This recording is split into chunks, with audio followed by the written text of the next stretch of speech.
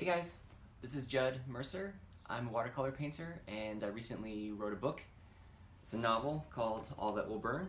It's an illustrated fantasy novel about the afterlife. You can check it out here if you're interested.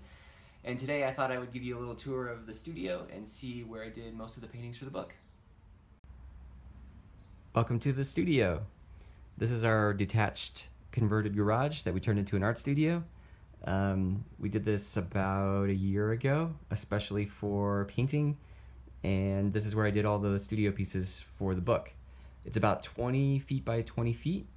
It is still a garage, as you can see the garage door there. I'll talk about that a little later. Over here is where I do all the artwork, and the biggest benefit about a garage like this or a studio is the skylights. So natural light is pretty important when you paint. It's always better than artificial light, so I do most of the painting during the day where I get the best light. This is all sort of inspirational artwork. I didn't do any of this, but I'm really into things like angels and apocalyptic stuff. If you're any form of Buddhist, you'll understand what the two arrows represent. Yeah, just some inspirational stuff. Critique chair. Here's my easel. So I built this out of plywood. It's nothing fancy. It's got a separate board here with some mantras. These are just IKEA benches. So tabletops with the metal legs that I just assembled so I can move them around if I need more space or less space or whatever. The easel just uses a piano hinge to articulate, but normally I keep it at about 30 degrees to you know, let the washes flow. Above here is, you can see a lot of like my plein air work and more fine art stuff. It has less to do with the book, but just some other stuff I like to do. Over here you can see I don't use tape, I use magnets. So these are just nails nailed into the wall.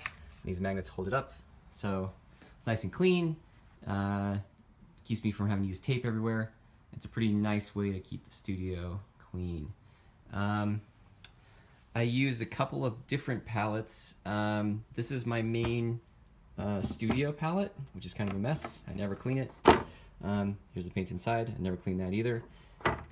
It's just crappy plastic, nothing special. I use the top for a gouache palette, so sometimes when I'm doing like highlights or things like that, or concept sketches, I like to use gouache. I have dirty water, cleaner water. Down below, that fresh water, dump water, so I don't have to fill it up with the hose all the time. And that's pretty much it. For my plein air stuff, I like to use a metal Holbein palette, but I'll probably do a separate video about my kit for plein air if you're interested in that. Let's talk about colors, since we're on palette. This is a good representation of my, I guess, fantasy palette. So warm and cool of each color pretty much. Your Hanzo yellow, yellow ochre, cadmium, orange, pyrrole orange, all those types of things. If you're really interested in the specific colors, you can email me or something like that. I won't go through them all. The fantasy palette is a little bit more wide in terms of its range, so I use a lot of like quinacridone, so gold, violet, more teals. Quin rose is something I use a lot. Just gives it that extra pop. I don't use any of that stuff for the plein air just because it doesn't look really real. So my plein air palette's a little bit more minimal, but I use only Daniel Smith watercolors. They're the best. In terms of brushes, here's kind of my main set. I use primarily Escoda. So for the big ones, the Aquario, for the big washes are really, really great. I do have some of the Alvaro brushes. I don't like them as much anymore. They hold a lot of water and they're not very accurate, but if you're going for large format, big abstract, they're still good. These are the best Escoda Perla. These are the absolute best brushes for any kind of painting.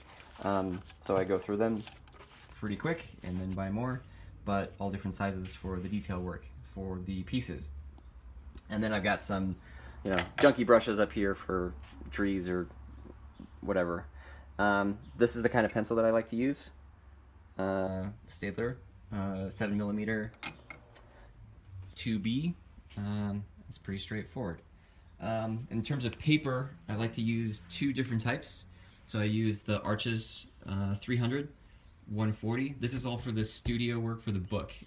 It has a little less tooth to it. It's a little smoother, which gives the work a little bit more of an illustrative feel. It doesn't pick up quite as much texture as some of the landscape stuff, but I like it and it's cheaper. Saunders Waterford is much higher quality. It's got a much rougher tooth to it, so I like to use this for the plein air stuff. So you can kind of see in these two examples, this is the Saunders. It really gets this nice sort of break-up, fine arty type of thing. It's really awesome, and the torn edges are just a nice touch. This piece is on the Arches, so you still get a little bit of this, but it's just a lot smoother, so you can layer a bit more and work it a little bit more. So I like to use both of those. I've got a cutting table here. This is my book with all the artwork for the book. You know, nothing's framed yet, but we'll talk about more of those in the behind the art piece. In terms of the rest of the studio, I do have a TV here. When I do have it on, I listen to documentaries or something like that. Books. This is a coffee table. This piece is being entered in a local show.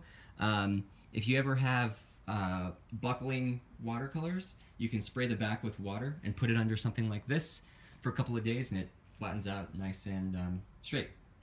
Just some more artwork that I like. That's an Alvaro piece, if you're familiar with him. Bikes. This is actually a screen door. So it's a garage screen door. They use them a lot in the South. I'm in Colorado, so there's not very many places that install them here. But it's really awesome because you get the airflow and you get a ton of extra light in here. So there's no lights on in here, which is really great. This is still a garage. So we've got a lot of storage for garage stuff. I like tools, all that kind of stuff. Wife's scooter. These are a couple of watercolors that I did when I was in elementary school. So I like to think that I've come a long way, but my mom saved them. So yeah, punching bag. It's nice to get a couple of rounds in while the wash is drying, but that's pretty much it. So I'll be doing some more pieces about specific artwork and things like that in the future, but if you're looking to build a studio of your own, I hope that helps.